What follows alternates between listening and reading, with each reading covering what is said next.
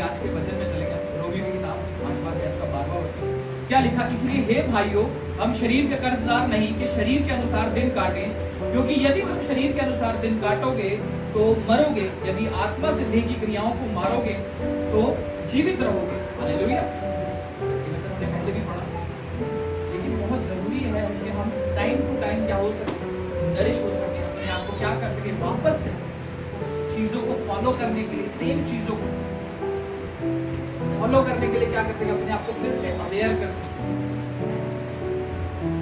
क्योंकि कोई ना कोई वचन दोबारा से ढूंढ के जरूर आता है, लेकिन हर बार उसकी जो शिक्षा होगी नहीं होगी।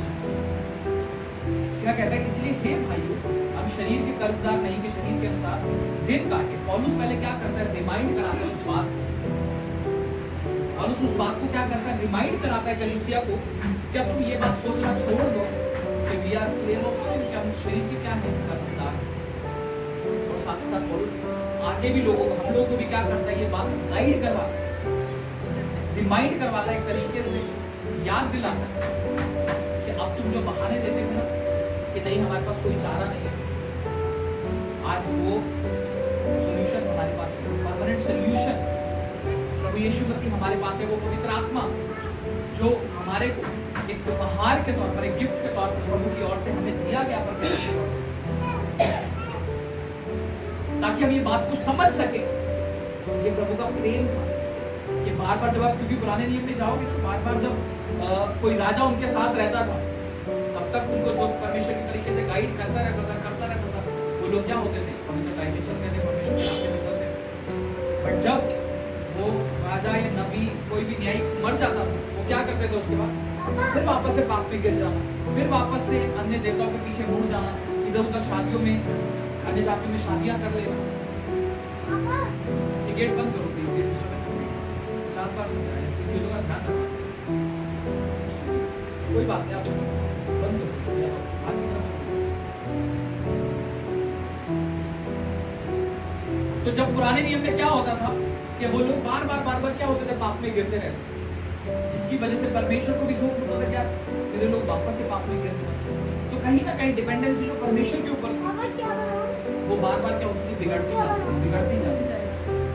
लेकिन परमेश्वर ने तय किया कि मैं अपना इकलौता बेटा प्रभु यीशु मसीह क्या करूंगा, इनके लिए भेजूंगा जो परमानेंट इनके गुनाहों के लिए क्या बन जाए, माफी बन जाए। हालेलुया।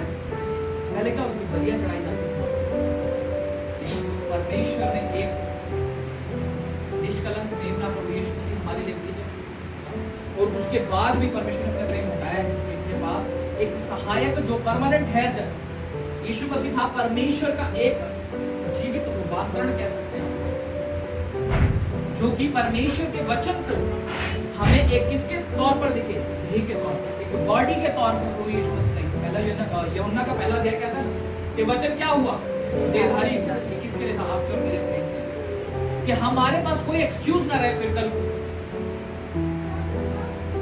यीशु मसीह वो उदाहरण बना कि हाँ, वचन को किस तरीके से देह में जिया जा सकता है, और उसके बाद भी उसने हमारे लिए क्या रखा है, सहायक रखा। ये भी उसका क्यों रखा उसने सहायक, क्या जरूरत थी उसको पवित्र आत्मा भेजने की, अपने आप को पवित्र आत्मा के रूप में हमारे पास सदा के लिए छोड़ देने की क्या जरूरत है। आज आप और हम जो लोग पाप से हट करके चल पाते हैं, ये सबूत है पवित्र। आज आप और हम जो विचारों से शुद्ध हो रहे हैं ना, वो सबूत है उस पवित्र आत्मा। शायद आप उसको नहीं देख पा रहे, बट ये प्रूफ है जो प्रमाणों के साथ जाहिर करता है अपने आप को, क्योंकि जो जीवित है वो जाहिर भी होगा कि नहीं। हवा दिखती है क्या, बट है, और हम इस बात का प्रमाण भी है हमारे पास कि हमें महसूस होता है। हालेलुया। वैसे ही जो हमारा जीवन है, एक जीवित प्रमाण है कि परमेश्वर का पवित्र आत्मा जो है वो हमारे साथ। हालेलुया। तो इसीलिए आज हम कर्जाई नहीं है अपने शरीर के, बिकॉज जो लाइफ है हमारी वो क्या करती है, विरोध में चलती है। हमारा शरीर जो है आत्मा के विरोध में चलता है। हमारा शरीर जो है वो किसके विरोध में चलता है, आत्मा के विरोध में। वचन भी कहता है कि हमारा जो मलयुद्ध है वो किसके साथ है, हमारी आत्मा के साथ, हमारे शरीर के साथ जो है आत्मा सदा विवाद करता है, लड़ाई में रहता है हमेशा। अब सेम लड़ाई जो है वो हमारे जीवन में डेली बेसिस पे चलती है, लेकिन अब उस पे लड़ने का तरीका हमें समझना पड़ेगा, क्योंकि जो जीत है, जो विक्ट्री है, वो किसके साथ है? आत्मा के द्वारा ही पॉसिबल है। आत्मा के साथ ही चलने में पॉसिबल है कि हम उस विक्ट्री के अंदर शामिल होकर के चलना शुरू करेंगे। हालेलुया। इसीलिए पौलुस आप रिमाइंड कराते हैं उस बात को। मैं दोबारा से आपके लिए वचन पढ़ूंगा। कहता है इसीलिए हे भाइयों, हम शरीर के कर्जदार नहीं के शरीर के अनुसार दिन काटे। अब जब पवित्र आत्मा हमें दे दिया गया तो अब हम क्या है? अपने शरीर के कर्जदार नहीं है, क्योंकि प्रभु यीशु मसीह ने हमारे सारे गुनाहों को क्या कर दिया? अपने साथ क्रूस पर लेकर के वो चढ़ गया और एक परमानेंट माफी हमारे लिए क्या कर दी? इस धरती को स्थापित कर दी। अब तुम कोई भार लेकर के अपने साथ नहीं, तुमसे कोई गलती होती है तो माफी मांगो, मैं तुम्हें आजाद करूंगा। क्योंकि जो भार है ना, ये फिजिकल है ना, शायद आपको दिखेगा नहीं, बट ये जो भार होता है ना, ये फिजिकल होता है। आज आप देखो बाहर कोई अन्य जाति क्यों आत्मा का फील नहीं कर पाते? क्योंकि वो पापों का भार पड़ा है, उन्हें मालूम नहीं है, जिसकी वजह से जो स्पिरिट है वो क्या है? इनएक्टिव। आप किसी चीज के ऊपर पत्थर रख दो, किसी जीवित चीज के ऊपर पत्थर रख दो, तो वो क्या हो जाएगा? दब जाएगा, बिल्कुल दब जाएगा। उसी तरीके से जो स्पिरिट्स है ना, वो दबी पड़ेगी। क्योंकि जिस दिन वो यीशु मसीह पर विश्वास लेके आते हैं, पहले वो बोझ हटाया जाता है। जिस दिन वो विश्वास करते हैं, अपने आप को सौंप देते हैं, वो बोझ हटता है। उसके बाद क्या होता है? स्पिरिट एक्टिव होना शुरू होता है। क्योंकि सबसे पहले वो जब तक वो पाप का बोझ हटता नहीं, वो स्पिरिट क्या होती है? वो दबी है। शरीर तो जिंदा है, अलाइव, बट वो जो स्पिरिट है जिसका कनेक्शन परमेश्वर से, स्पिरिट में जिंदा रहती है, आत्मा भी जिंदा रहती है, but not by word of God. परमेश्वर के जीवित और खालिस वचन के साथ नहीं, जस्ट कहता ना कि शरीर, क्योंकि यदि हम शरीर के अनुसार दिन काटेंगे तो मरेंगे। वचन कहता है। अब वो कौन से मरने की बात कर रहा है? Not physically died, but spiritually क्या हो जाएंगे? मर जाएंगे। आत्मिक तौर पर क्या हो जाएंगे? मर जाएंगे। इसलिए जो मैंने अन्य जाति की बात आपको, वो क्या है? क्या वहां पर वचन है? क्या वहां पवित्र आत्मा है? इसलिए वो स्वाभाविक तौर पर, आत्मिक तौर पर क्या है? मरे हुए। इसीलिए वो सही और गलत का फर्क वहां पर क्या है, लेकिन एक्टिव नहीं है, लेकिन वो विवेक नहीं है कि उस बात को हमें पूरा करना। रीजन, उनकी एक्सेप्टेंस वहां नहीं गई आज तक। मुझे परमेश्वर क्या करना। इसीलिए पौलुस क्या करते हैं? रोमी की चर्च लेटर लिखते हैं, रोमन्स की चर्च के, आज तुम ये मत सोचो कि हम शरीर के कर्जदार हैं, कि हमें जैसे शरीर गाइड करेगा हम वैसे ही चले। उनकी विचारधारा यही, कि जब आप पीछे भी वचन पढ़ते हैं तो वो उनकी विचारधारा यही है कि शरीर हमसे गुनाह करवाता है। समझ में आएगा कि विचारधारा कैसी है। तभी वो एक जगह पर कहते हैं कि अच्छा अनुग्रह बहुत हो रहा है पाप करने से, तो क्या हम पाप करते रहे? अनुग्रह किस लिए? हमें आगे बढ़ाना, और पाप किस लिए? हमें पीछे ढकेलने के लिए। अगर आप अनुग्रह का फायदा ही नहीं उठा रहे हो तो फिर अनुग्रह किसका? अगर आज आपको पवित्र आत्मा दिया गया है, परमेश्वर की ओर से माफी आपको मिलती है जब आप गुनाह करते हैं, बट हम नेक्स्ट डे फिर कर रहे हैं, तो वो माफी का क्या फायदा? आज हम अपना जीवन नशे में बिता रहे हैं, व्यभिचार में बिता रहे हैं, खुदा के सामने गए, खुदा में माफ कर, उसने माफ किया, बट फिर हम जब आगे बढ़ते हैं, हम फिर फेरना चाहिए, फिर व्यभिचार। तो आपको क्या लगता है वो माफी का एडवांटेज आप कितने लंबे समय तक उठा सकते हैं? ज़्यादा लंबे समय तक। क्योंकि एक व्यभिचार है जिसका परिणाम पूरे जीवन भर आपके जीवन में, सिर्फ व्यभिचार ही नहीं, हर कोई भी गुनाह रहेगा, उसका परिणाम जो कहते हैं कंसीक्वेंसेस हमारे जीवन में रहते हैं, जीवन में रहते हैं। अब आइए आगे जनरेशंस तक उनकी वो गलतियां ट्रांसफर हुई। हमें लगता है कि कौन देख रहा है? आज हम नशे कर ले, व्यभिचार कर ले, किसको पता लगे? कौन है परमेश्वर? कहाँ देख रहा है? अपनी शरीर की लालसा को पूरा करने के लिए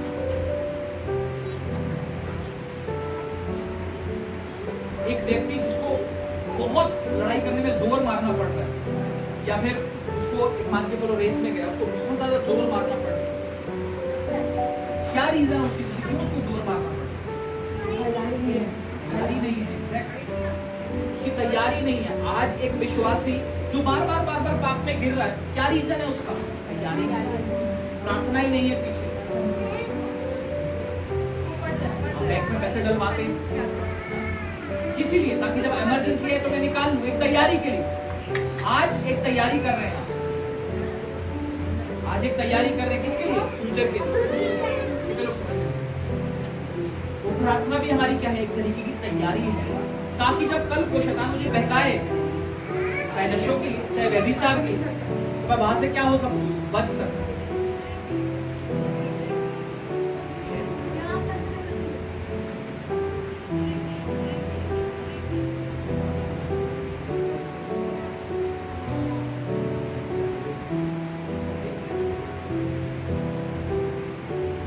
फाइट में किसके अंदर? बॉडी और स्पिरिट के अंदर, यानी कि देह और आत्मा के अंदर क्या है? फाइट चलती। बट जब हम एक तैयारी के साथ नहीं होते, तो क्या लिखा है? ये शरीर के कर्ज, अब हम शरीर के कर्ज, ये बात तो क्लियर हो गई कि हम लोग शरीर के कर्जदार नहीं हैं, because Jesus set us free. हमें क्या कर दिया? उसने आजाद कर दिया चीजों से। अब ये तो कोई बहाना नहीं। अब तब भी हो रहा है तो गलती कहाँ है? अब रियल गलती इसके अंदर है। अब यहाँ समझे, कहता है क्योंकि यदि तुम शरीर के अनुसार दिन काटोगे तो मरोगे, और यदि आत्मा से देह की क्रियाओं को मारोगे तो जीवित रहोगे। हम समझ सकते हैं रियल फाइट कहाँ है। वो कहता है कि अगर शरीर के अनुसार दिन काटते हैं तो क्या है? We will die। कैसे? स्पिरिचुअली, आत्मिक तौर पर हम क्या हो जाएंगे? मर जाएंगे, या मरने के लिए तैयार हो जाएंगे। लेकिन ये काम तो अपने आप ही करता रहेगा। ये ध्यान, आप सोचोगे ये बंद हो जाए, इसके काम बंद हो जाए, ये काम बंद नहीं होंगे। व्यभिचार, नशे, गुस्सा, बेईमानी, ये काम इसके बंद नहीं होंगे, ये ऑटोमेटिकली निकलेंगे। इसीलिए आज संसार में लोगों के जीवन में आप ये देखते हैं, और कहीं ना कहीं विश्वास छोड़ो के संसार से हमें क्या करना? जिसने प्रभु को स्वीकारा है, बात तो नहीं उसकी। आज हम उसकी बात करें जिसने प्रभु को स्वीकारा है, इसके पास नहीं स्वीकारा, उसको क्या ही। तो ये जो चीजें हमारे यहाँ जीवन से निकलती हैं, तो नॉर्मली निकलेंगी, आप इसको रोक नहीं सकते। एक प्रक्रिया है जिससे आप, वचन क्या कहता है? यदि आत्मा से देह की क्रियाओं को मारोगे तो तुम क्या होगा? जीवित रहोगे। अगर ये स्ट्रॉन्ग नहीं है तो आप इन चीजों को मार नहीं सकते। क्या आती है हमारी प्रेयर?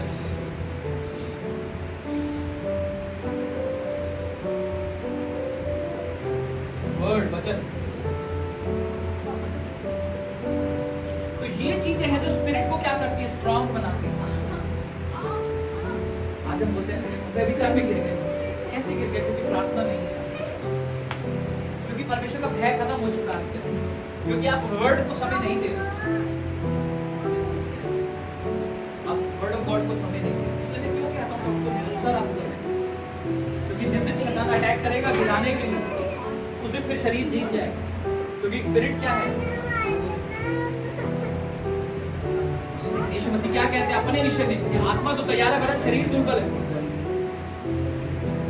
और यहाँ पे हम क्या कह रहे हैं कि शरीर तो मजबूत है, आत्मा कमजोर है। उल्टा हिसाब। हमारी और यीशु मसीह की लाइफ में डिफरेंस, उसकी और हमारी दिनचर्या में difference. His life is full of prayers। उसकी जो लाइफ थी पूरी प्रार्थना के साथ भरी हुई। आपको क्या लगता है यीशु मसीह से ज्यादा काम है? बड़ा आपको सुसमाचार की किताबें कितना काम होता था यीशु मसीह? पूरे दिन कभी चेलों को ट्रेन करना, कभी भीड़ को सिखाना, कभी कोई चमत्कार करना, कभी वो यहूदी लोग आ जाते थे टेस्ट करने के लिए वहां पर, उनको कभी जवाब देना, कभी नहीं देना। इससे ज्यादा काम आप सोचो ना, जिसने 450 करोड़ लोगों को आज बदल के रख दिया, क्या उसका काम आसान है? फिर भी वो प्रार्थना में रहता था, अपने समय को प्रार्थना में व्यतीत करता था। लेकिन आज हमारी लाइट, फुल लाइट हमारे लिए किस लिए है? सोने के लिए, सोने में वेस्ट करते हैं फुल लाइट। कितने लोग हैं जो एटलीस्ट हफ्ते में एक दिन फुल लाइट में टाइम सेपरेट करो, सेपरेट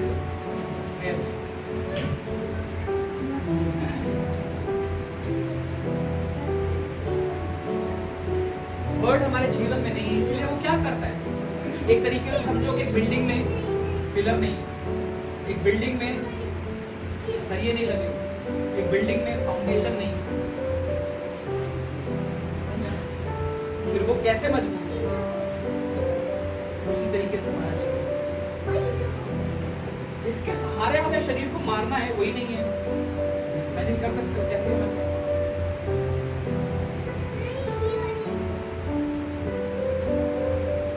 ये वही बात होगी कि एक आर्मी वाला बॉर्डर पे खड़ा है और बिना हथियार, वो कह रहा है कि मैं तो मार लूंगा सैनिकों को, वो कह रहा है मैं मार लूंगा कोई भी आंदो सामने से। यही एक विश्वास है, आने तो व्यभिचार अटेम्प्ट करने तो दो, मैं मार लूंगा।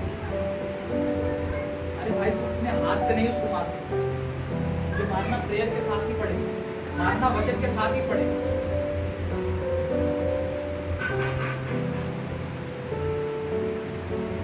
तीसरा पॉइंट में अवेयरनेस है, जागरूक रहना। यहाँ तो मैक्सिमम कलीसिया मात खा जाती है, जागरूक रहना कि क्या मुझे करना है, क्या नहीं करना। वो कहता है पवित्र आत्मा के लिए क्या करो? चौकस रहो। उसको शोकित मत करो, तो क्या करो? चौकस रहो। क्यों बोला? अवेयरनेस, अवेयर रहने के लिए। क्योंकि सम टाइम छोटे छोटे काम हम अपनी लाइफ में ऐसे करते रहते हैं जो हमारी आत्मा को क्या करता है? शोकित करता है, खेदित करता रहता है, जिससे भी क्या होती है? बॉडी मजबूत होती है। जिससे भी हम क्या करते हैं? इसको मारने में कई बार विफल हो जाते हैं। क्योंकि कई बार बहुत बारीक चीजें होती है, जब आपको एक लेवल से ऊपर निकलना हो, उसके लिए चौकस भी उतना ही ज्यादा रहना होगा। अब ये हायर लेवल की बात है, इसलिए मैंने ये पॉइंट पहले रखा क्योंकि ये सबसे ज्यादा जरूरी है, ताकि आप इसमें मजबूत हो, ताकि आप देह को क्या कर सको? क्रिया को मार सको। क्या आज अपने आप से पूछो, क्या मेरी बॉडी मुझे कंट्रोल कर रही है? आस्क योरसेल्फ, क्या मेरी बॉडी मुझे कंट्रोल कर रही है या मैं बॉडी को?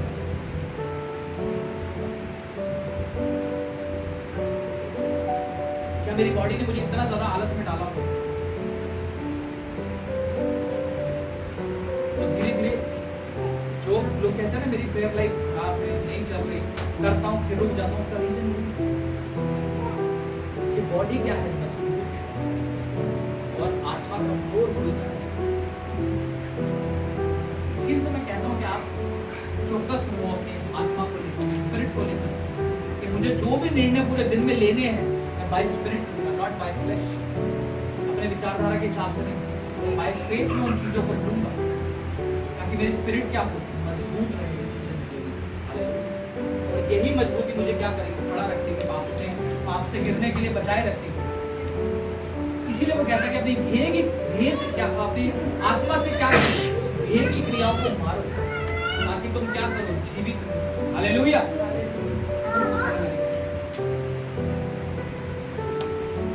इसीलिए आज अपनी लाइफ को चेक करो कि क्या मेरी बॉडी मुझे कंट्रोल कर रही है? बताओ क्या कंट्रोल कर रहा है? आपकी बॉडी आपको कर रही है, आप बॉडी को कर रही है? कुछ लोगों का आंसर होगा मुझे बॉडी कंट्रोल कर रही है, कुछ लोगों का आंसर होगा कभी बॉडी कर लेती है, कभी मैं कर लेता हूँ बॉडी। ये सभी मैक्सिमम लोग इसी कैटेगरी में फंसे हैं, कभी बॉडी मुझे कंट्रोल कर लेते हैं, कभी मैं बॉडी। 95% विश्वासी लोग इसी कैटेगरी में फंसे, या बोलो 98, 98।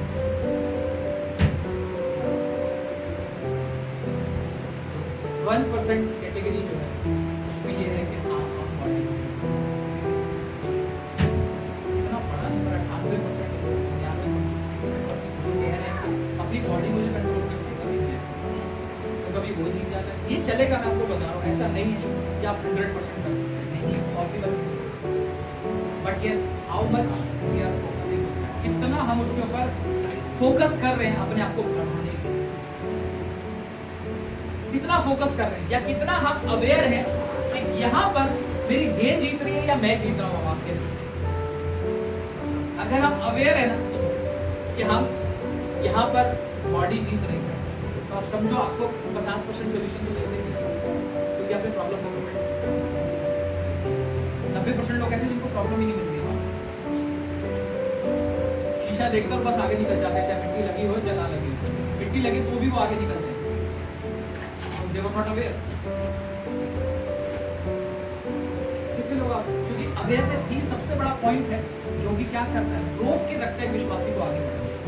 क्योंकि अवेयरनेस कभी आपके मुंह से मिट्टी को साफ करने नहीं देती। You are not aware। अगर आप आंखें बंद करके शीशा देख रहे हो, क्या आप मुंह देख लोगे? तो शीशा देखने का फायदा क्या है? If you are coming to the church, जब आप चर्च में आ रहे हो संडे को, आपने वचन सुना, आपने देखो ये तो मेरे मुंह में मिट्टी लगी, आप घर गए वापस मिट्टी लगी, यहाँ छोड़कर नहीं गए वो प्रॉब्लम। अगर मेरे जीवन में व्यभिचार है, चुगली करने की आदत है, घर जाके फिर वही हो रही है, तो ऐसा क्या हुआ? मैंने अपना चेहरा दर्पण में देखा और मिट्टी लगे, हाँ चल कोई नहीं लग रहा है, कोई दिक्कत नहीं। वचन यही, जब हम वचन सुन रहे हैं तो हम अपना चेहरा कहाँ देख रहे हैं? शीशे के अंदर। मिट्टी लगे, कोई नहीं लगे, चला गया। जब आप कलीसिया में आते हैं, कलीसिया आने से आपको उधार नहीं मिलेगा। आपको आज आप कलीसिया आने से उधार मिलेगा सिर्फ और सिर्फ प्रभु पे विश्वास करने से। कलीसिया आना का मतलब क्या है कि आप वचन में दृढ़ हो, आप विश्वास में और मजबूत होंगे। अदरवाइज और कोई नहीं। सोचो जिस चीज के लिए आप आ रहे हो वो चीज आप रिसीव नहीं कर रहे। What is the reason?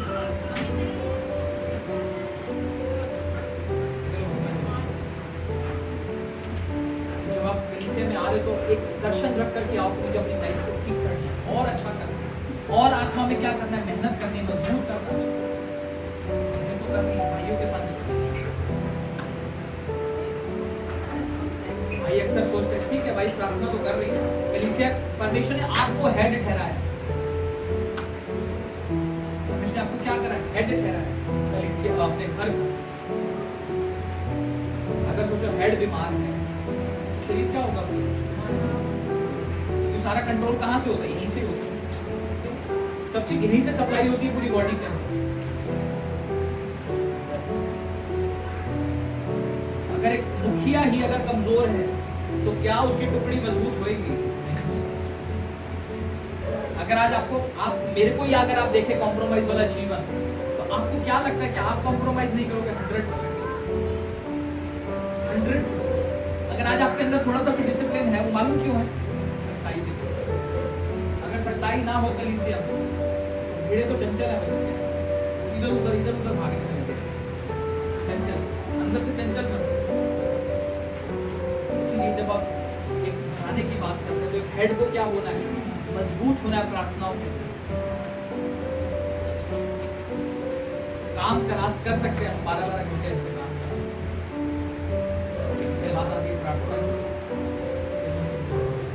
कठिन निर्णय लगते हैं हमारे। पहला स्थान प्रभु को देना शुरू करो। आपको लगता है कि हम प्रार्थना क्यों नहीं कर पा रहे? क्योंकि हम पहला स्थान नहीं दे रहे हैं। मुश्किल नहीं है प्रभु के साथ चलना, बहुत आसान है, बहुत आसान। वो हर किसी की परिस्थिति के हिसाब से अलग अलग हो सकता है, लेकिन मुश्किल नहीं है। पहला स्थान प्रभु को दे करके देखो। आपको लगता है कि कोई चीज का घाटा पड़ेगा, वचन कहता है कि मसीह में की गई मेहनत कभी व्यर्थ नहीं है। उसके डरवैयों को किसी बात की कमी नहीं होती। कहता है शेर को भूखे रह सकते हैं, किसी बात की लोग मानते हैं कि वो सच्चा है, उसके वचन भी सच्चे हैं, उसका वादा भी सच्चा है। वो कह रहा है कि उसके खोजियों को किसी बात की घटी नहीं हो सकती। क्या वो प्रथम भाग चुन लो, वो उत्तम भाग चुन लो जहां से सारी चीजें जुड़ी। मैं ये नहीं कहता कि काम छोड़ दो, क्योंकि मैं हमेशा कहता हूं ऐसा नहीं होगा कि आप परमेश्वर के पीछे चले जा रहे हो और पैसों की बारिश हो जाएगी। नहीं, कभी नहीं, ऐसा कभी नहीं होने वाला। जब आप पैसों की बात करते हो, आपको हमेशा एक ही चीज बताता हूँ। क्या चीज बताता हूँ? चलो करते हैं उससे सुनना चाहूँगा। मैं क्या चीज़ बताता हूँ आपको जब आप बिजनेस काम की मैटर आता है, मैं क्या बताता हूँ और कोई कैसे खुदावन आपके बिजनेस में बरकत लेके आता है, आपके कामकाज में बरकत लेके आता है।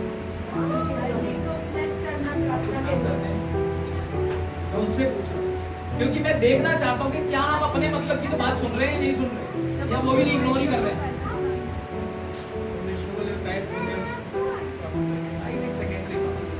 जब परमेश्वर को पहला स्थान देते हैं अपने बिजनेस में भी, पहले सब चीजों से पहले परमेश्वर की बात करते हैं। मैं ये कह रहा हूँ आपके बिजनेस में बरकत देता कैसे, वो पूछ रहा हूँ। आप पहले मतलब की तो बात सुना करो, आपको मेरे कोई मतलब की बात बताया ना, फटाफट लिखो। परमेश्वर बुद्धि देता है काम को करने की, सोचो काम में बरकत आएगी कैसे, कैसे बड़ा होगा, वो बुद्धि आपको देता है बिजनेस करने की। वो आपके बिजनेस को आप कर तो लोगे अपनी क्षमता से, लेकिन जब उसको बढ़ना होगा ना, थोड़ा बहुत तो आप अपनी क्षमता से बढ़ा सकते हैं, बट उसको जब आपको हायर लेवल पे लेके जाना है ना, तो उसके लिए परमेश्वर की बुद्धि की। ऐसा नहीं होगा मेहनत नहीं लगेगी, बिल्कुल होगा, लेकिन उसको बढ़ाने के लिए जो बुद्धि आती है ना, वो परमेश्वर की वजह से। इसीलिए क्या करो, अपने आप को परमेश्वर को सौंपो कि परमेश्वर मुझे बुद्धि दे, मुझे बढ़ा उस चीज के अंदर। और सबसे बड़ी बात, सारे काम खुद मत करो। तो ये काम है, लड़का रखा 500 का, इसको हटा, मैं मेरी प्रार्थना का समय जाता है, इसको हटा, ये भी मैं कर 15,000 तो बचेगा। अपना समय प्रार्थना के लिए सुबह आप सबसे, आपको समझ आ रही है? हम अपने आप को ना पूरा इन्वॉल्व रखना चाहते हैं, इसीलिए हम ग्रोथ तक नहीं बढ़ते, पूरा घुसा के रखना चाहते हैं।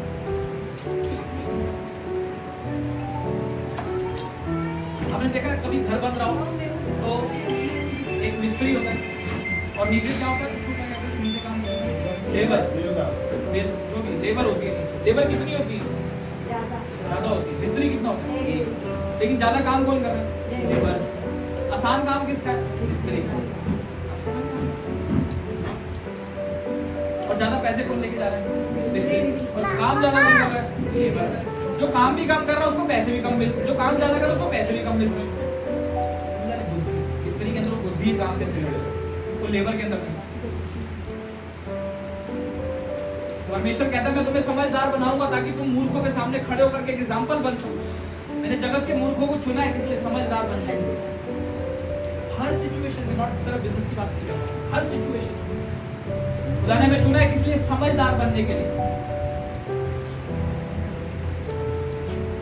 मैं क्यों आपको मिस्त्री और लेबर का एग्जांपल दिया, आप देखो लेबर सबसे ज्यादा काम कर रही है, पैसा कम लेके जा रही है, मिस्त्री कम काम कर रहे हैं, ज्यादा पैसे। इसलिए अपने आप को बिल्ड करो परमेश्वर के अंदर, उस नॉलेज के अंदर, उस स्किल के अंदर बिल्ड करो अपने आप को, जो परमेश्वर बुद्धि जब आपको देगा। नहीं तो करते रहो सारा काम उसी लेबर के, लेकिन याद रखना लेबर सबसे कम पैसे लेके थोड़ा अपने आप को सबसे ज्यादा नहीं। लोगों को एग्जाम्पल समझ में आया। अब आप क्या बनना चाहते हो, क्या लेबर बने रहना चाहते हो, सबके लिए राज मिस्त्री बनो, उससे भी बड़ा विचार थोड़ा कुछ बदलो, छोड़ दो मिस्त्री बनो और लेबर बनना छोड़ दो, उत्तम भाग को पकड़ लो, उत्तम भाग को पकड़ो। राजा सुलेमान ने उत्तम भाग को पकड़ा, सब चीजें उसकी लाइफ में आई। तो शुरू करो अपनी स्पिरिट से, अपनी आत्मा से देह की क्रियाओं को मारना। जब तक ये शुरू नहीं करोगे, ग्रोथ नहीं देखोगे। मैं आपको आज बता, एक स्थान पर घूमते रहोगे, संडे कलीसिया आते रहोगे, वहीं के वहीं उसी स्थान पर, कोई मतलब नहीं ग्रोथ। बिकॉज हमने सीखा ही नहीं कि स्पिरिट से आत्मा को मारा कैसे, आत्मा से देह को मारा कैसे जाता। हमें बता, जब आपकी प्रार्थना स्ट्रॉन्ग है, वचन में आप हैं, आप व्यभिचार से बच पाओगे, आप चौकस हो, अवेयर हो, आप चुगलीबाजी से बच पाओगे, आप नशों से बच पाओगे। जब ये सब चीजें हैं, नहीं तो जब सिचुएशन आएगी ना, कोई आपके पड़ोस में आपसे लड़ाई करने आएगा, आप 4 बातें सुनाओगे। रीजन ये भी अवेयरनेस नहीं है कि हाँ मुझे करना क्या है। यीशु मसीह की लाइफ में देखो अवेयरनेस थी। जहां पर यहूदी लोग क्वेश्चन पूछ रहे हैं, हर जगह जवाब नहीं दिया यीशु मसीह, और हम होते तो सारी बात का आंसर देते। सारी बात। परमेश्वर का पुत्र है, हाँ मैं परमेश्वर का पुत्र हूँ। बोल क्या करते? बोला यीशु ने, नहीं बोले। हम होते तो हाँ हूँ बोल क्या करते? समझ ले, बुद्धि का बर्ताव परमेश्वर की ओर से। तो कब होगा? जब इसकी शुरुआत होगी। ये अवेयरनेस तो थर्ड पॉइंट है जो मैं आपको बता रहा हूँ। जब इन दोनों पॉइंटों की शुरुआत होगी तब वो पॉइंट आता है। आप नए आए हुए विश्वासी से नहीं कह सकते भाई सारे गुनाह छोड़ दो, नहीं कर सकते। आप उससे उम्मीद नहीं कर सकते हो पहले दिन आपको देखिए कि सारे गुनाह छोड़ दिए, बट जब वो स्लोली और ग्रेजुअली इसमें बढ़ेगा ना तब वो अगले लेवल पे आएगा।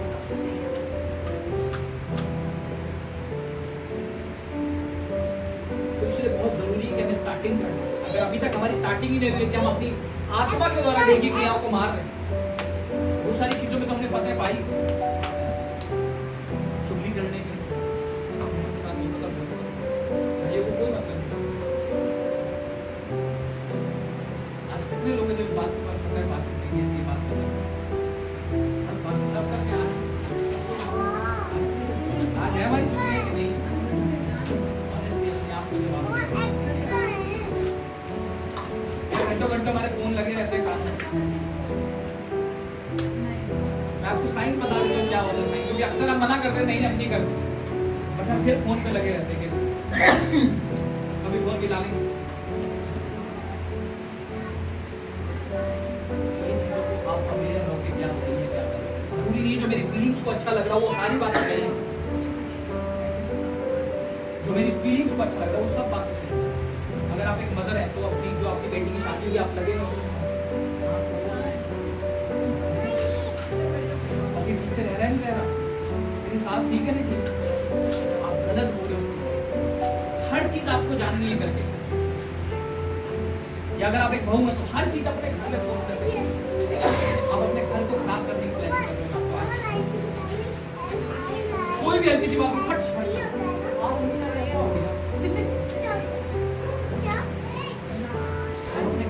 ये मेरी फीलिंग को अच्छा लग रहा है कि मैं फोन करूं अपने घर पे बताऊं सारी चीजें, या मैं अपनी बेटी को फोन करके सारी बातें पूछूं, ये मेरे दिल को अच्छा लग रहा है, मेरी फीलिंग को अच्छा लग रहा है, but for the spirit it's wrong, ये गलत है आत्मा। कितने लोग समझ रहे हैं?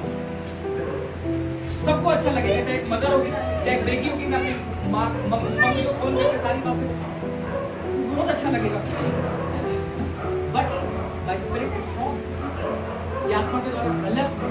इसीलिए कहते हैं बुद्धि अवेयरनेस बहुत जरूरी है। उसी तरीके से जब हस्बैंड है वो क्या करता है अपनी वाइफ को प्रथम स्थान नहीं देता, क्योंकि आप संसारिक तौर पर सोचोगे वचन कहता है कि माता पिता से भी पहले कौन है तेरे लिए? तेरी वाइफ। आप संसार के सामने बोल क्या है गलत बोल रहे हैं, but by spirit it's wrong कि अगर आप अपनी वाइफ से स्थान पहले किसी और को देते हैं, अगर आपकी वाइफ आप ये समझना इसमें शैतान कैसे विवाद करता है, अब वो फिर कैसे देह को इस्तेमाल करता है। वाइफ बोलेगी हस्बैंड को देख तेरे लिए बोला जाता, हस्बैंड बोलेगा वाइफ को देख तेरे लिए वचन बोला जाता, हस्बैंड बोलेगा देख तू अपने पेटों में घुसी रहती है, और वाइफ बोलेगी देख तू अपने घर वालों में घुसा रहता है। ये शैतान का बहुत बड़ा हथियार है। इसलिए अभी भी आप आपके माइंड में यही चल रहा होगा अपने हस्बैंड के, वचन बात कर रहा है ना तो आप लोगों के लिए हस्बैंड वाइफ के लिए ना सोचो, वाइफ हस्बैंड के लिए ना सोचो, सब अपने कार्यों में देखो। मैं ही कई लोगों के भाइयों के माइंड में भी आ रहा हूँ मेरी वाइफ को नहीं, बट ये माइंड में नहीं आ रहा कि मैं हूँ ऐसा। तो Bible is talking to you, वो आपसे बात कर रही है। जब आप ये सोचते हैं ना तो आप दूसरे के ऊपर न्याय बन जाते हैं। अभी मैंने क्या कहा, हमारा आपस में लड़ना नहीं है, हमारी अपने आप में ही फाइट है, अपनी देह और आत्मा के अंदर। इसीलिए पौलुस कहता है कि अपनी देह से अपनी आत्मा से क्या करो, देह की क्रियाओं को मारो। ये नहीं बोला कि अपनी देह से दूसरे की देह को मार दो, कहीं लिखा है क्या? अभी जब हम ये विचार रख रहे हैं ना कि मेरी वाइफ वो मुझको प्रथम स्थान नहीं दी, वाइफ सोच रही मेरा ठीक है हम देह से देह को मार, रॉन्ग फाइट, गलत लड़ाई के अंदर। जब अवेयरनेस होगी ना हमारे अंदर, थर्ड पॉइंट अवेयरनेस, तो हमें मालूम चलेगा कि यस मुझे ये काम नहीं करना, क्योंकि पहले दो पॉइंट तो हमें बताते हैं कि करना क्या है, और थर्ड जो पॉइंट है ना अवेयरनेस, वो ये बताएगी कि क्या नहीं करना है। कितने लोग समझ रहे हैं? तो इसीलिए जब आप प्रभु में चले ना तो थर्ड पॉइंट को जरूर फॉलो करें, अवेयरनेस को, ताकि उसके अगले लेवल पे आप जा सको। अवेयरनेस ही आपको ग्रोथ की तरफ लेके जाएगी, ये बात याद रखिए। चौकस रहना ही आपको बढ़ोतरी की तरफ ले जाएगा। आप कभी भी देखना, अगर आप अपनी लाइफ में ग्रोथ देख रहे हो, उसका सबसे बड़ा रीजन है कि आप जब गुनाह होने वाला उससे पहले आपको मालूम चल गया नहीं, ये चीज गलत है, ये नहीं करना। वो क्या, अब आप एक ग्रोथ की सीढ़ी पे चढ़े। अब जितना आप अवेयरनेस रखोगे, आप सबसे पहला बुद्धि में बढ़ते जाओ। अवेयरनेस को एक दूसरे शब्दों में बोलूं तो परमेश्वर का भय रखना। भय रखना क्या है? बुद्धि की। जिस दिन आप अवेयरनेस रखना शुरू कर दोगे अपनी लाइफ में, आप क्या हो जाओगे? स्पिरिट में और स्ट्रांग होते जाओगे, आत्मा में और स्ट्रांग होते जाओगे। और जब आत्मा में स्ट्रांग हुए तो क्या हुआ? देह कमजोर हो गई, अपने भी देह की क्रियाएं क्या हुई? बढ़ने लग गई। देह की क्रियाएं क्या हो गई? आपने मत प्रेयर करके छोड़ो, आपने एक्सपीरियंस किया होगा ये बात कि आपने बरसों अगर प्रेयर नहीं करी, हफ्ता प्रेयर नहीं करी, आपने अपनी लाइफ में देखा होगा बुढ़ापन, सब अपने आप आ जाएगी। आपको कुछ जोर लगाने की जरूरत नहीं है कोई जोर लगाने की जरूरत नहीं है। मैंने क्या कहा, ये काम अपने आप चलते हैं, ये अपने आप नहीं चलते। उल्टा प्रोसेस है परमेश्वर। जिन कामों को हमें मारना है वो तो अपने आप चले जा रहे हैं, लेकिन जहाँ पे एफर्ट, जहाँ पे जो अपने आप नहीं चलते वहाँ एफर्ट लगाना, ये अपने आप नहीं चलते। प्रेयर अपने आप नहीं होने वाली, लेकिन व्यभिचार अपने आप टेम्प्ट करते हैं। वर्ड ऑफ गॉड अपने आप तो आएगा नहीं माइंड में, लेकिन नशे की लत अपने आप आ जाएगी, गुस्सा अपने आप के अंदर से आ जाएगा, गालियां अपने आप ही निकलने लग जाएंगी, चुगली अपने आप ही अंदर से निकलने लग जाएगी। लेकिन इससे हमें क्या करना है? असल तो who is powerful? God is powerful. Until जब तक प्रार्थना और वचन नहीं, जब तक प्रार्थना और वचन नहीं, तब तक देह क्या है? स्ट्रांग। इसीलिए तो मुश्किल है थोड़ा सा आत्मा में देह की क्रियाओं को मानना, क्योंकि यहाँ एफर्ट, यहाँ घुटने टिका करके प्रार्थना में बैठता, लेकिन वहाँ परमेश्वर का जो सहायता है वो हमारे साथ है। पवित्र आत्मा जो हमारा सहायक है, हमारे सहायता मदद करता है। जब आप प्रेम करते हैं ना परमेश्वर से, तो कहते हैं कि नहीं, मुझे देह की क्रिया किसी भी हालत में पूरी नहीं करनी, तो फिर हम क्या करते हैं? बैठते भी हैं, घुटने टिका करते हैं। फिर हम क्या करते हैं? प्रभु के वचनों को खोल करके पढ़ते भी हैं। जब प्रभु में चल रहे हो तो जरूरी है कि उसके फलों को भी खा सके। जब आप संडे चर्च आ रहे हो, एफर्ट लगा रहे हो, तो जरूरी होना चाहिए कि उस एफर्ट के रिजल्ट को भी हम ले सकें। तो फिर कोई बात हो जाएगी, खाली पेट शादी में गए और वहां पर भी खाना नहीं खाया, कितना बुरा लगता है। पता क्यों बुरा लगता है? ये हावी है, बड़ी हावी, इसीलिए हमें बहुत दुख होता है। कभी दुख हुआ है कलीसिया से बाहर जाने के बाद कि यार वचन भूल गए, कभी हुआ, या घर जाके रिमाइंड ही नहीं करा होगा, छोड़ो भूल क्या गया, घर जाके हम कभी दुख हुआ है वचन भूल गया, या लिखा नहीं है, कभी दुख नहीं। लेकिन यहाँ बड़ा दुख होएगा जब खाना नहीं खा के रह जाएगा, या फिर ठंडा मिला या अच्छा नहीं, गुस्सा आता नहीं, आता नहीं आता। सरसों का साग और होता है शादी में, मजा होता नहीं होता यार, ये होता तो मजा है, ये अच्छा नहीं। कभी प्रार्थना रह गई, आज मैंने वचन नहीं पढ़ा, इसलिए वो कहता है कि शौक करो। इसके लिए जब हम परमेश्वर की क्रियाओं से दूर, आत्मा की क्रियाओं से दूर हो, शौक करो उसके लिए कि मैं प्रार्थना नहीं करूँगा, बैठो दोबारा जाना।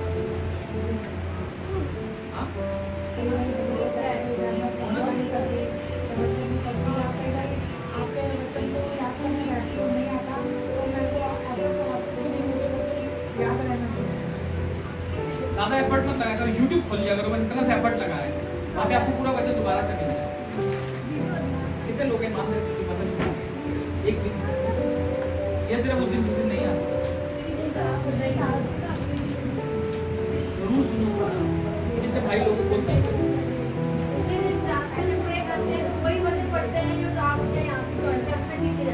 कितना भी करो दोबारा से।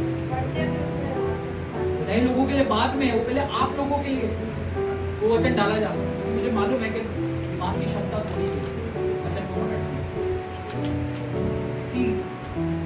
अवेयरनेस में चलो कि ताकि मैं इन चीजों को मुझे पूरा नहीं करना है, या ये काम को मुझे नहीं, और वो काम बहुत छोटे छोटे होंगे, मैं आपको बता रहा हूँ। जिनके लिए अवेयर रहना ना, क्योंकि बड़े बड़े काम सबको मालूम है, वो छोटे छोटे काम होंगे। क्योंकि जिस दिन आप आत्मा की सहभागिता में चलोगे, यहाँ पे प्रार्थना करते हैं ना आशीष वचन के साथ एंड में जब खत्म करते हो, पात्रों की सहभागिता हमेशा आपके साथ, क्योंकि उसका भी गहरा है। जब हम पात्रों की सहभागिता के साथ चलेंगे तो शरीर की क्रिया किसी भी रीति से पूरी नहीं होगी। कितने लोग हैं जो आज होली स्पिरिट से बात करते हैं, थोड़ी सी बाकी आप लोग नहीं करते, प्रार्थना की बात नहीं कर रहा, वो तो हम करते ही। क्या आप पवित्र आत्मा से बातें करते हैं? क्या उसकी आवाज आती है? क्या उसकी आवाज आती है? अगर नहीं आती तो हम बात नहीं करते। अपनी चीजों को साझा करो। एक शॉर्ट वर्ड में बताऊं कि पवित्र आत्मा के साथ सहभागिता कैसे बढ़ेगी, समर्पण के साथ। When you surrender, अपने आप को सौंप देंगे आप, तब आप उसकी सहभागिता में बढ़ना शुरू। जब आप सौंप देंगे, वो नहीं चाहता कि आप 100% परफेक्ट होके फिर आ जाए। नो, वो आपकी घंटों की प्रेयर नहीं चाहता, जस्ट वो चाहता है आपका समर्पण। डॉक्टर कभी नहीं चाहता कि यार मेरे पास सब भले चंगे आए। डॉक्टर चाहता है कि बीमारी तो आएगा, कौन आएगा, ये स्वाभाविक है। आपने कभी क्लिनिक में देखा है कोई भला चंगा बैठा हो आराम से, तो डॉक्टर उसकी सुई लगा रहा है, भले चंगे देखा, सब बीमार है। तो अगर डॉक्टर यही उम्मीद रखने लग जाए कि सब ठीक आएंगे, तो पैसे कम देगा। पवित्र आत्मा नहीं उम्मीद रखता कि आप परफेक्ट बनेंगे। जैसे परमेश्वर ने कहा, कम टू मी, मेरे पास आओ, मैं तुम्हें विश्राम दूंगा। किनको कहा? ये सब बोझ से कहीं ना कहीं किसी परेशानी में। That's why God is calling you. परमेश्वर हमें बुलाता है, पवित्र आत्मा का भी सेम काम है। सहायक का कार्य क्या है? जिसको कोई सहायता की जरूरत ही नहीं है, उसके लिए सहायक क्या काम का? सोचो मुझे कोई हेल्प ही नहीं चाहिए, आई एम परफेक्ट, तो मुझे सहायक की कोई जरूरत है क्या? नहीं है। क्या कोई जरूरत है मुझे सहायक की? तो मुझे सहायता नहीं चाहिए। बट अगर सहायक भी है, that was all we need is help. हमें चाहिए वो सहायता, इसीलिए वो सहायक हमारे लिए दिया है, सबके लिए। क्योंकि वो जो आत्मिक चीज है वो अपने बल पर रह करके नहीं कर सकते। इसलिए बहुत जरूरी है बातें करो पवित्र आत्मा से। जितने भी मेरे भाई लोग हैं, बातें करो। आवाज आती है पवित्र आत्मा की? कोई कह रहा आती है? क्या आवाज आती है? चलो एक तजुर्बा बताओ। हमसे कोई गलत कार्य होने वाला होता है तो पहले आवाज आती है पवित्र आत्मा की, तो ये कार्य गलत है, और पवित्र आत्मा की कोई सुनने को लोग बच जाते हैं, लोग अनसुनी करते हैं। नहीं, मैं आपका तजुर्बा पूछ रहा हूँ, मैं करना क्या वो नहीं पूछ रहा हूँ, वो काम मेरा है। आवाज आती है, आवाज आती है, उसके बाद हम क्या करते हैं? क्या उस बात को फॉलो करते हैं, रेजिस्टेंस छोड़ देते हैं? कई बार सुनते हैं, कई बार नहीं सुनते।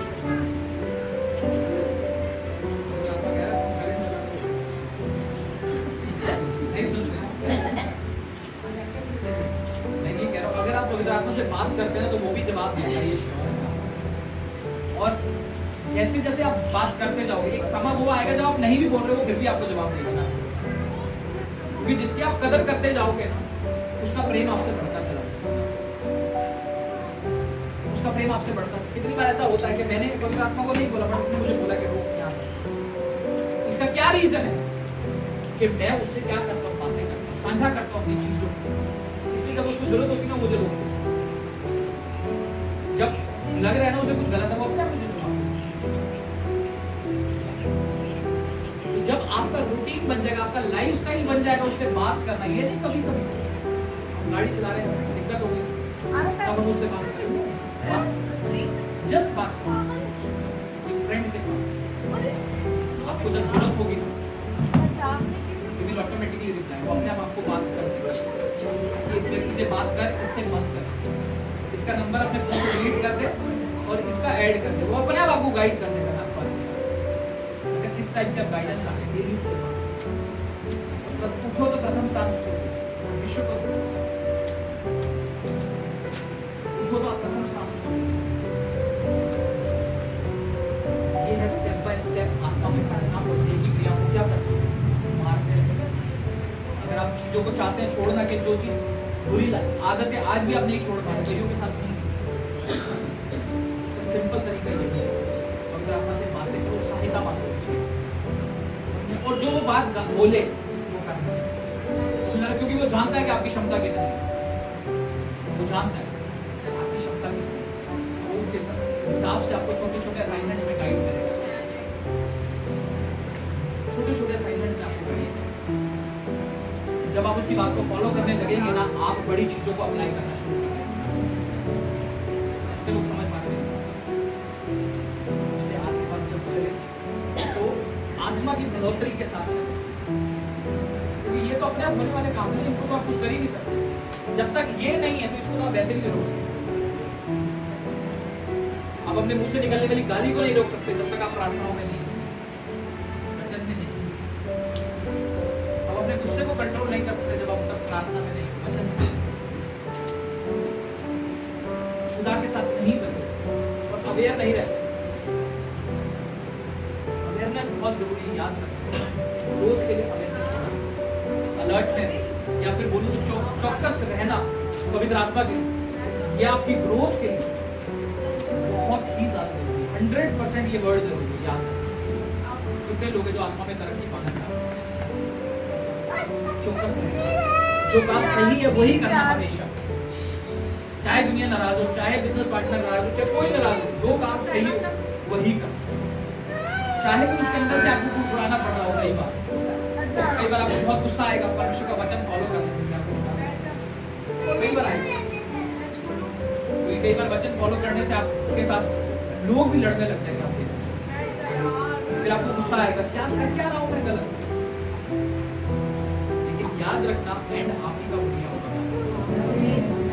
एंड उससे ज्यादा आप ही का बढ़िया होने वाला है। जब आप अलर्ट रहेंगे और जो सही है वही करेंगे तो एंड आप ही का बढ़िया होगा। यही परमेश्वर के साथ चलने का मजेदारी है। एंड रिजल्ट क्या होगा वो हमें मालूम है ऑलरेडी, बट बीच का प्रोसेस अगर ठीक है प्रभु के साथ चलने का तो एंड रिजल्ट श्योर है। प्रभु कहता है, वो कहता है कि सारी बातें मिल करके तेरे लिए क्या करेंगे, भलाई को पैदा करेंगे। वो क्या है, वो रिजल्ट उसने बता दिया, और उसने बोला प्रोसेस को ठीक कर, प्रोसेस को ठीक कर। यहोशू को प्रोसेस बता दिया कि वचन से ना तो दाएं मुड़ना ना बाएं मुड़ना, जब जब तू जहां जाएगा तेरा काम क्या होगा, सफल।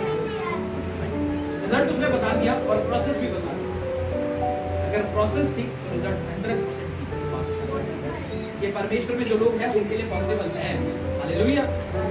संसार में होगा या नहीं होगा मैं नहीं कह सकता, because they don't have process. उनके पास प्रोसेस नहीं, वो क्रिया नहीं है जो करने के लिए परमेश्वर दे रहा है। पर जब हमें दिया है तो पूरा करो, सिर्फ रिजल्ट पे फोकस ना करो। रिजल्ट अच्छा होगा नहीं, प्रोसेस अच्छा तो रिजल्ट ऑटोमेटिकली है। आमीन। ये सब कुछ चुकाए प्रार्थना में धन्यवाद करते हैं सामने के खुदा मेरे परमेश्वर, खुदा बाप हम आपका धन्यवाद करते हैं और इस बात पर विश्वास करते हैं खुदा कि खुदा तेरे वचन में आज हमने सीखा किस तरीके से पौलुस गाइड करते हैं रोमन्स की कलीसिया को कि अपनी देह की क्रिया, अपनी देह की क्रियाओं को मानो तुम अपनी आत्माओं की क्रिया से। खुदावन हर एक व्यक्ति जितने यहाँ बैठे, जितने वचन को सुना, खुदावन अपनी आत्मा को आज प्रार्थना के द्वारा और वचन पढ़ने के द्वारा प्रभु जी परिपूर्ण करे मेरे परमेश्वर, कि किसी भी रीति से देह की क्रियाओं को पूरा न करने पाए मेरे परमेश्वर। क्योंकि खुदावन देह हमारे को क्या ले जाती, खुदावन पाप की तरफ ले जाती, लेकिन हमारे को आत्मा जो है प्रभु जी वो जीवन की ओर ले जाती है और एक बढ़ोतरी की ओर ले जाती है। हम तेरा धन्यवाद करते हैं कि तू अपना शुद्ध वचन, सत्य वाला वचन खुदावन तुम्हारे जीवन में भेजता है, जिसके द्वारा प्रभु जी तेरे लोग प्रभु जी बुद्धि को ग्रहण करते हैं और एक बढ़ोतरी को ग्रहण करते हैं मेरे परमेश्वर। तेरे किए हुए उद्धार का कार्य अपने जीवन में हम देखते हैं। मैं प्रार्थना करता हूँ तेरी कलीसिया के लिए खुदावा, आज जो वचन हुआ कि हम सभी अपनी आत्मा से अपने देह की क्रियाओं को मारे मेरे परमेश्वर, ताकि जीवित रहे मेरे परमेश्वर। जीवित रहने का एकमात्र स्रोत तूने बताया कि अपनी आत्मा को मजबूत करते जाओ। खुदा बाप तेरा धन्यवाद करता हूँ, ये वचन तेरी कलीसिया फॉलो कर और इसके अंदर बढ़ती जाए तेरे परमेश्वर। ये बात करते हैं प्रभु यीशु मसीह के